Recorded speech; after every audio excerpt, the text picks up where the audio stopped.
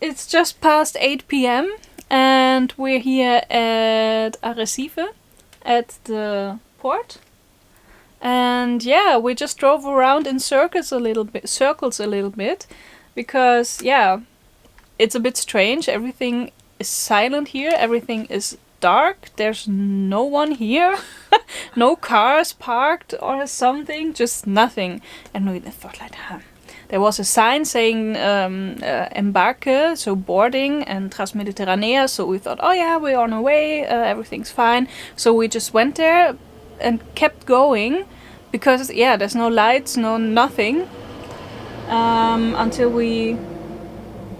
Except one working truck. Yeah, working truck. Yeah, we drove past by Armas and the police and everything, and at the end there is working construction going on. So there are these trucks, but no ferry, nothing. No, yeah. So that was really strange, and we like turned around. We looked it up in Google at the website of the ferry of Trasmediterranea, and they placed the actual address on a different spot than where we were.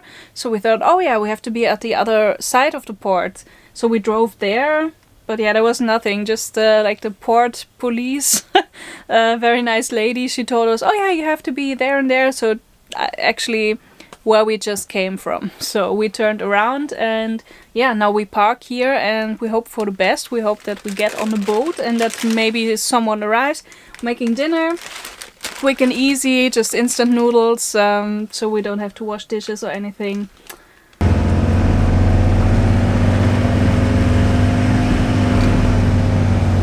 We're in the cabin now, and the check-in was pretty unfriendly. There's a lady, really unfriendly, I'm sorry, but it's not, that's just how it was. Yeah.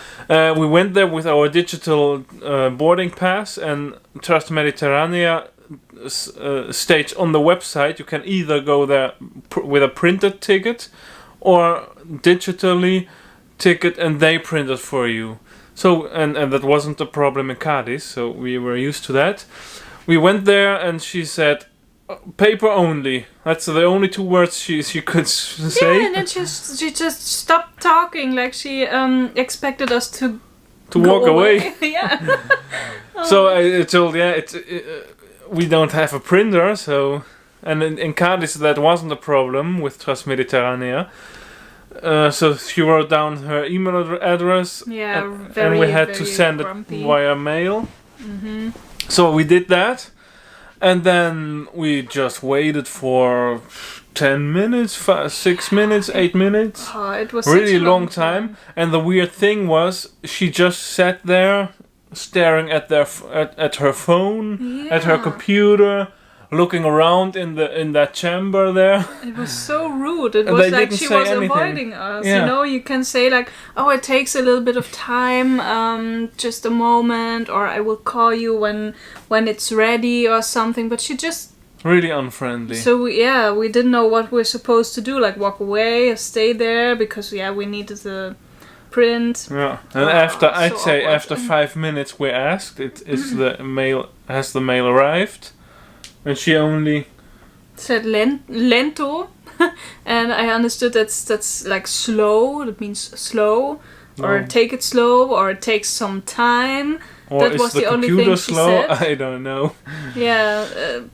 So then other people came also without printed ticket, but that wasn't a problem. They just gave her their phone, and she called someone with the phone from these two people and typing something on a computer, and the ticket was ready.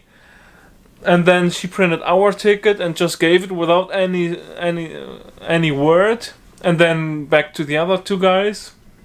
And when they were finished, I walked back and asked, so how it's going on? We have to put that La Palma sign into the window. We know that from Cadiz, but then we're now parked on the visitors parking. So we were just parked somewhere. We didn't know, is that okay? Do we have to go somewhere when we have to board the ferry or something? And it wasn't like she couldn't speak English, because we heard her speaking English. She could speak English perfectly, so it wasn't the language. It was just she was being so rude and just not helping and not giving us information. And then she said something about 20 minutes. So we thought, okay, after 20 minutes we'll see. Yeah. So we went back, and after a while, one car pulled out and drove to that ferry. And I asked a police guy, again a very friendly man, like the woman earlier. And he said, oh yeah, La Palma, of course you can drive over there and then wait for the guys from the ferry. Yeah. So we went there, and the guys on the ferry were friendly and helped us, and everything was great. Yeah. So we could drive onto the ferry after a while. And there was everything friendly. Yeah, that's really something to be mentioned, because as much as there are many things wrong with Trasmediterranea, in our opinion, the people that work on board are very friendly, very helpful. That was on the ferry from Cadiz. That was the case here. They just do a great job, I think. And then checking in at the ferry, so we got our cards for the room. And then we asked the vouchers for the food, because when we came from Cadiz to Lanzarote, we got vouchers for all the food on the ship. Yeah. And she's looked at our tickets, but you haven't booked any food. It's not. Why would it be included? There's no food included. We were like, but we were earlier on the ferry from Cadiz, and she was like, but with this trip it's not included. So coming to the Canary Islands, it's included, but between the Canary Islands, it's not included, the food. No, yeah. But and maybe it's written somewhere, maybe, I don't know. But I didn't see it, to be honest. I didn't see that it was included in the trip from Cadiz to the Canaries. And I didn't see that it was not included here. So, it's just a little vague. It's just, I think... It's not a clear communication. Yes, they could communicate better, and then we would have brought food, for example. We got our house with food under us somewhere. So you could have brought something, but we didn't know. But it's okay, you just have to stick to the times when they serve the food, because today this morning we wanted to get some breakfast, something small, and they just closed the breakfast. It was like 10 minutes, 10 past 10, and it was cleaned. And they only had a very small selection of bocadillos that always lie around, and he put it in the microwave, and that it was still cold inside. Yeah, but it was okay. It was food, but I think if you stick to the timetable when they serve food, then you have a better chance of getting something delicious, tasty. Yeah, and that's our room. It's a 4-person room, but right now only for 2 persons, so the upper 2 beds are closed up. Yeah. And you got lights, you got 230 volt outlets, 2 of them. I'm not sure if they are protected or limited somehow, I don't know. For the phone charger it's enough. There are small little lamps to read. There are closets, 4 of them. The bathroom isn't that great. It's actually little dirty. It's old. I think it's a bit gross, to be honest. Yeah, I think it's just at the point where it needs to be renovated. You can't clean some things, you see it. Weird stains and everything, but you have your own toilet. That's great. That's the upside of the bathroom. Yeah, and we also got aircon. Well, let me show you. That's the air conditioning.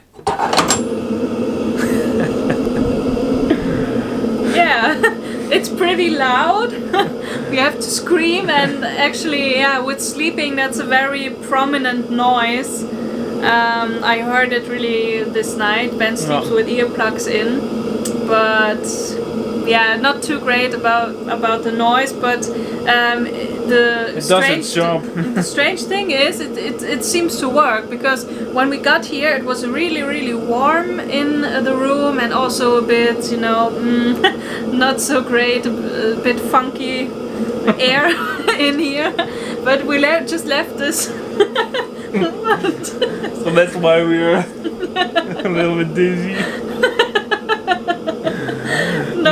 We can't open a window. We don't have a window, but we get fresh air through that thing. So we just let it run the whole time, and I think it does a good job, because when we were outside for a bit, then we come back, the air is just better, and it's really actually a nice climate in the room. So. Yeah, and we are on this boat for 10 hours, almost 12 hours now, and I already got a red color in my face. We're right now in Tenerife, and this morning we were in Gran Canaria. So the 30-hour voyage isn't really for 30 hours. It's about 8 hours to Gran Canaria, and then about 3 or 4 hours to Tenerife, and then from Tenerife to La Palma, I don't know, maybe again 8 hours, I'm not sure. So we stayed very long in these two ports. Gran Canaria 4 hours, 5 hours, and Tenerife, I don't know, 6 or 8. Right now, 6 really hours. Long time. Yeah. So it was even it even gave us a chance to visit Santa Cruz de Tenerife. So you're allowed to leave the boat for that period of time. There's a shuttle bus that brings you to the entrance from the port, to the entrance, and then you walk into the city. So we saw that. That was actually very nice. We had dinner city. in the city. We had dinner. That was good, and just. It's just great, because it breaks up the trip a little bit, From Cadiz you sit on that boat the whole time with the movement on the waves and everything. But here it's just, you can break it up in little, you can do different things. And also the waves and the movement of the boat is more bearable, because actually the time that the boat was actually riding on the sea, it was bad. The waves were really high, and you really noticed it. You could barely stand.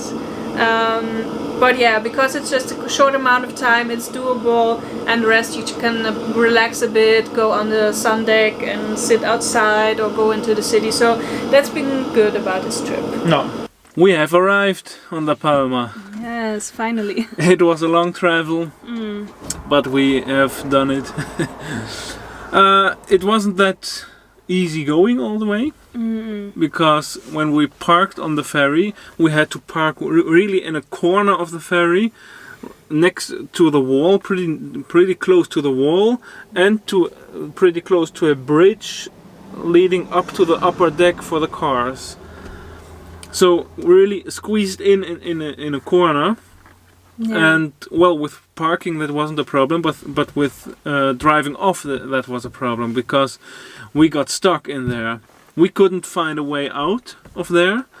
So then people from the ferry came and helped us. So look at me and turn the wheel and drive. Yeah, and usually you just trust them, because they do that all day long. Yeah, but we touched in the back a pillar or so. So that broke off a lamp. I could fix that, but that's not too bad. But still, we drove against that wall. Yeah. And at the front, he said, "Come," and Luzanne said, "Stop," and we touched the bridge with the overcap. Yeah, so that was really scary actually, because we tried to get out of there, and he was like, "Oh, no problem, don't freak out, everything is good, just follow my lead." So we did, and I stood at the side of the RV, and he stood in front of it. So actually he just couldn't see if it was touching or not. And I thought, well, he knows what he's doing. So I just watched, and then I watched it get closer and closer, and then I just screamed. I went a bit crazy there, but luckily Ben could stop, and the only thing that happened was that we took a little bit of rust from that bridge. Oh. But yeah, if I hadn't been standing there, we would just have driven into the bridge with the overcap, and that would be a disaster. Yeah, So that was really not so great experience. No. And what did they do then? Oh, that was the worst thing.